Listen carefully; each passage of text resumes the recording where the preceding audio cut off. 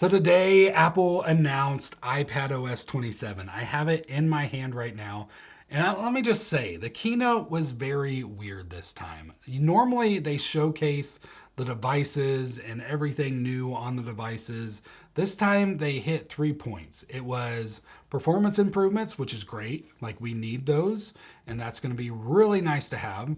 Then, trust and safety, also a great segment, especially if you have kids. It was really focused on parents with kids, which I have, so I really did like it. And then the last was Apple Intelligence and Siri, the one thing that we've been asking for the last 3 years and hoping that Apple would actually implement, and they kept saying they were going to, and then they never did. And now it's here, but it's still not here. So if you didn't watch it, so basically it's coming out at the end of the year. Developers have access to it now. So I do have it on my iPad, so I will be showing it. But it's still not ready. Like, even after all this time, they still don't have it ready. Let's go ahead and just jump into it. So as soon as I got this installed, the first thing I did was, of course, I went into settings, I came down to Siri, and in here was the new Siri right away. No, it wasn't. There was a wait list that I actually had to join. But luckily, I am approved now. It took about an hour or so before I got approved.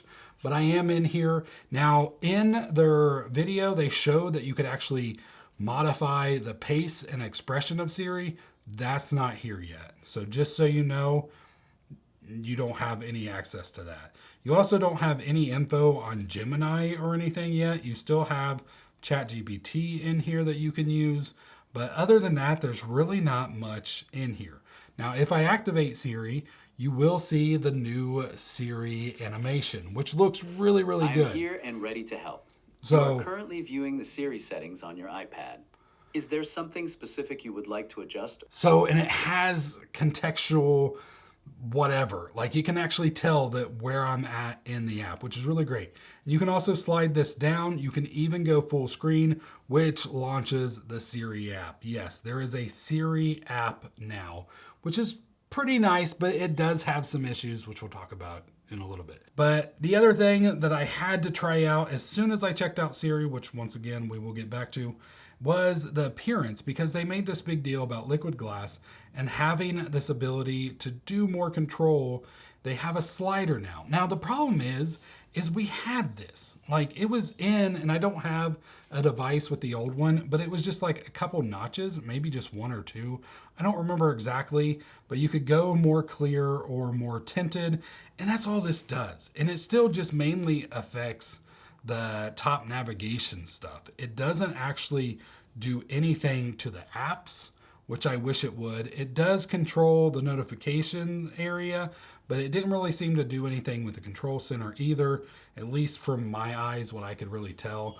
So it's very minimal and just kind of, it's basically what we already had. Not a big improvement there, especially since they actually talked about it. The other thing they talked about was that safety and privacy, which was screen time. And it looks like improvements are coming there, but as of right now, there's nothing here yet with the new stuff that I can really find or whatever. They had like this weekend mode and this other stuff, and it's not there. I don't know, maybe if I added a new kid, it would show up, but with my current kids, it doesn't really show anything other than what I had before.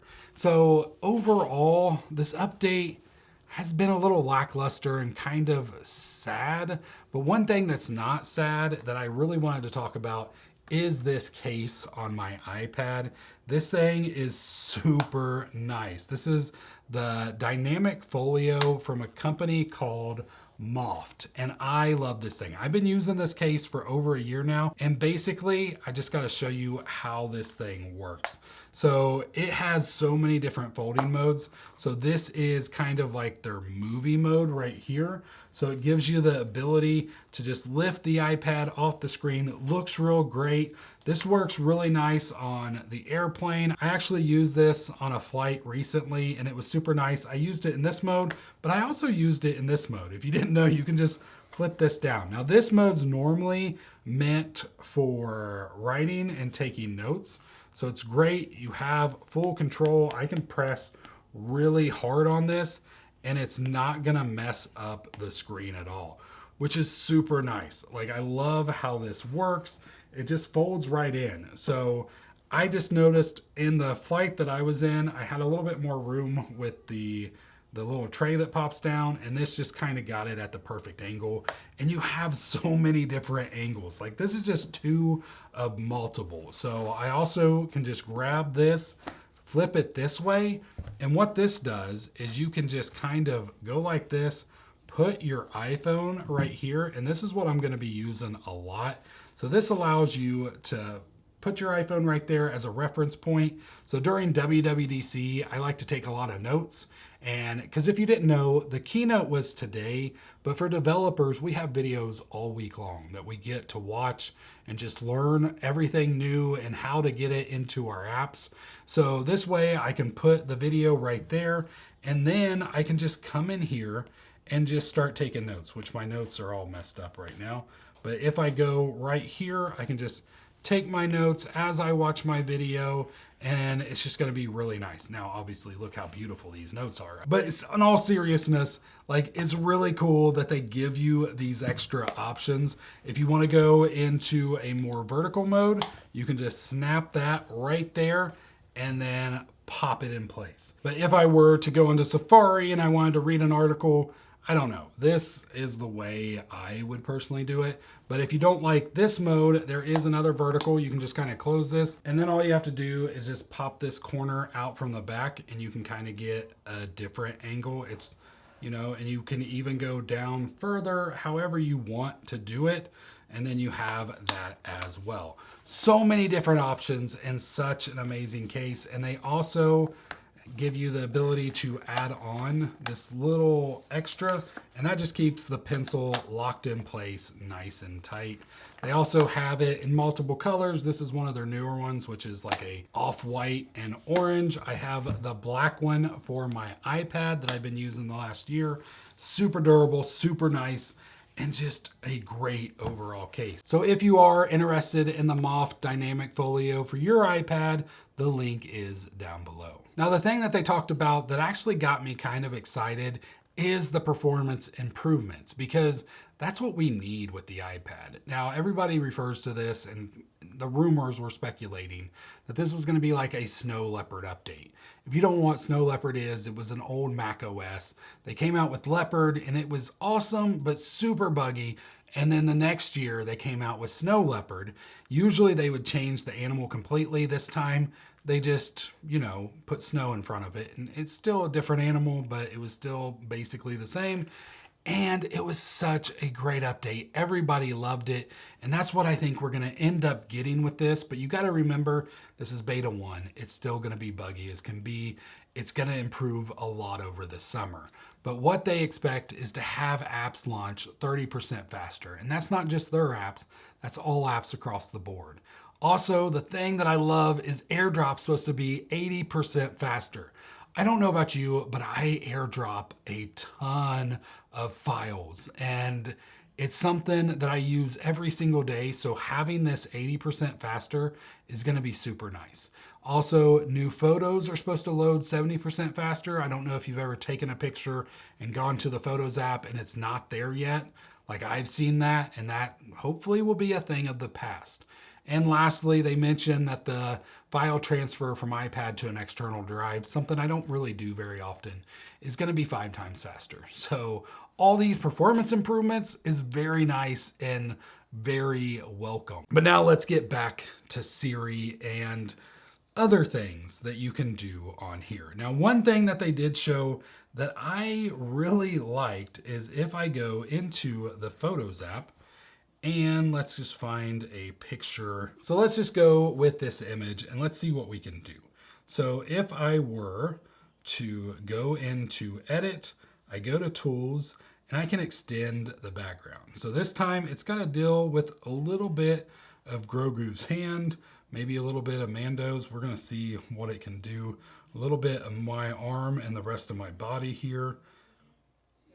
And we're just gonna wait and let it do its thing. Now, I will say this stuff takes a long time, and it's probably partially because everybody's doing it right now, at least that are on the beta, and just the fact that any kind of image manipulation with AI always takes a little while. Apple also mentioned that image manipulation, there would be kind of a limit. I don't know if that's what they mean with this, but here we go. So here it is. It came up with like this whole graphic right there. So I believe I can tap and hold and see the original. There we go. So here is the original. So it could see that there was something green up here and it just filled in something. Like that doesn't, I don't know what that's going to say. That's not what was in there. I don't even know what was in there. But you can see it did extend it. It did fill in the rest of Grogu's ear a little bit there. I'm not sure if that's fully accurate, but it still did a pretty good job. Now, what if I were to go in here and reframe this shot? Maybe I want to kind of move it around. Like that's so interesting. Let's look at my face. Look at that. What in the world is it doing right there? That's, yeah. So I don't know. Let's go ahead and just try it. Let's try and see if it will fix my face or if it actually keeps it like that. Because that's going to be, but this has potential to be good. It may not be perfect at times. You obviously probably don't want to push it as much as I'm pushing it right now, but we'll see what it actually comes up with. So there it goes. It actually did a really good job. It actually fixed my face. It didn't keep it all weird. It moved everything over because now if you look, we were right here and now we're right here. Like it did way better than I expected. That's a whole different perspective. Like that is really, really good. This is the kind of stuff that I think Apple's going to really like change the game with. And I'm sure there's other services and stuff that actually do this already, but they're actually doing really good. And they're probably using Gemini for this. I'll be honest. I expect all the image manipulation because Google has been really good with that. So, but overall, that's what that has the ability to do. I'm going to discard all those changes for now. And then I also wanted to show you Playground. So if we come in here, we go to Playground. Now this is what Playground was before. And you could just kind of create these like animated people versions of people and stuff like that. And it worked fairly well, but it wasn't the best. But now if I go in, I go to add, the one thing that I was super excited about is we now have the ability. You can do a portrait image and you can also do a landscape. Before everything always had to be square. And it was just like, why? But now we have the option. So I'm going to switch to landscape. And then you can also pick a style. And they even have photorealistic images now, which is going to be really cool. So now I can come in here. We're going to pick an image. I'm just going to pick my profile image. And then I'm going to say Brian Basketball. And we're just going to go ahead, give this some time. We're going to move this out of the way just so when it loads as big of an image as it can. And we're just going to wait. And there you have it. Like, you know, not too bad. Like, you know, it doesn't look super realistic. Like you can tell this is AI that created this. But overall, you know, it's something. So it's definitely better than what we had before with only giving us these animated like versions and that are only square. So, you know, this has the ability to be pretty cool. And that's not where it ends. So if I actually go into photos, we can actually go back, go to wallpapers.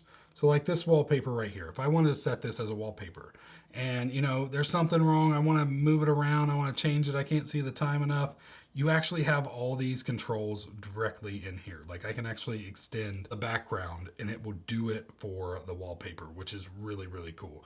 I'm a big fan of that. You can also, I believe, create your own wallpapers, and I'm guessing the best place to do that is in that playground. So you can create a landscape image and just create like your own wallpaper without a person or with a person, however you want to do it. Let's go ahead and talk about Siri. So first off, it has that context aware. So one thing I just want to test, I want to test if it can even comment on something like this. What if I make a drawing?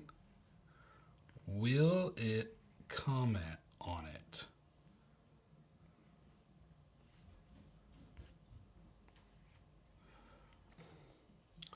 How do you like my drawing? So let's see if it will actually comment It on looks this. great. The glasses give it a lot of personality, and the smile really brings it to life. Nice work. So it knows. That's so cool. Does it look familiar at all? It actually looks a lot like the classic Mac Finder icon. The split face, the smile, and the shape of the eyes definitely give it that familiar, friendly look. So it knows. So it like that's kind of really cool because Siri didn't have all this ability before. Like it basically barely even answered your questions. Like I will say, I wish it still had more. Like I've been trying to look up movie times and stuff like that. Can you tell me when the Mandalorian and Grogu movie is playing tomorrow near me?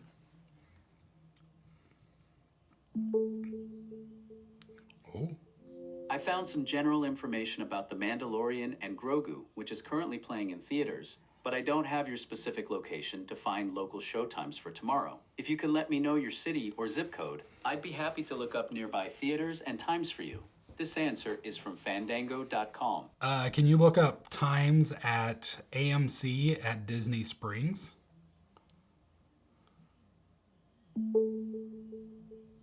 I wasn't able to pull up the exact showtimes for and Grogu at AMC Disney Springs tomorrow. However, you can easily check the schedule and grab tickets directly on the AMC website or the Walt Disney World site. The cool thing is watch, I can even say, and what's the weather supposed to be like then?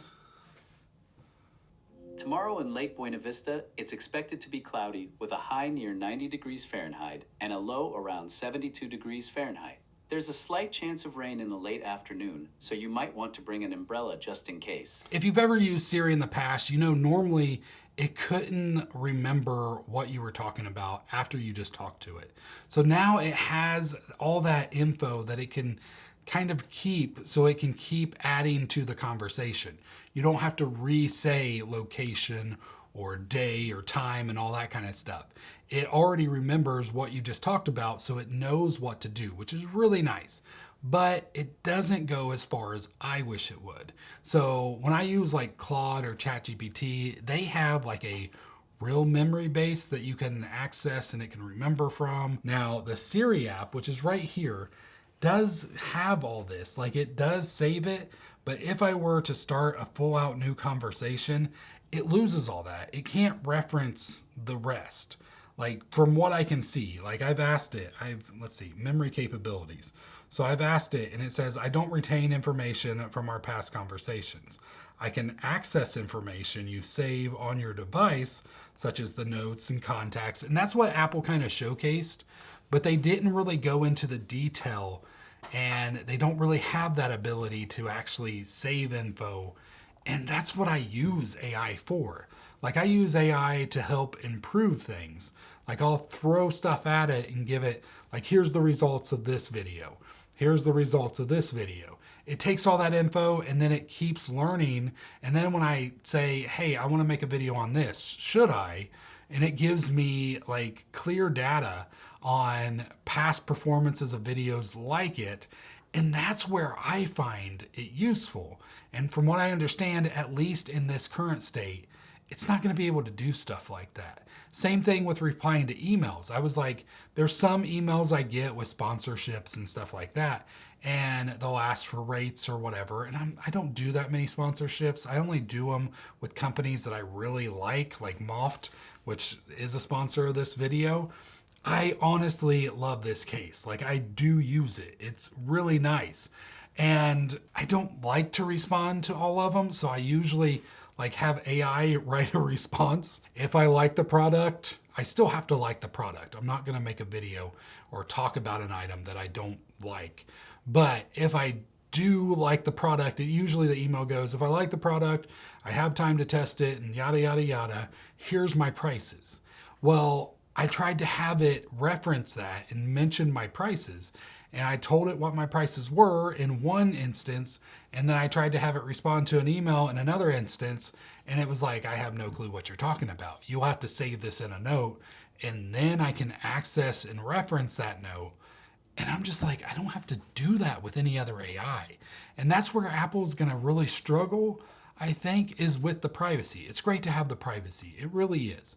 But I think they still need to give users more options on how much privacy they really care about when it comes to stuff like this. Like, I was so excited with Apple and having this whole feature built in because of the privacy.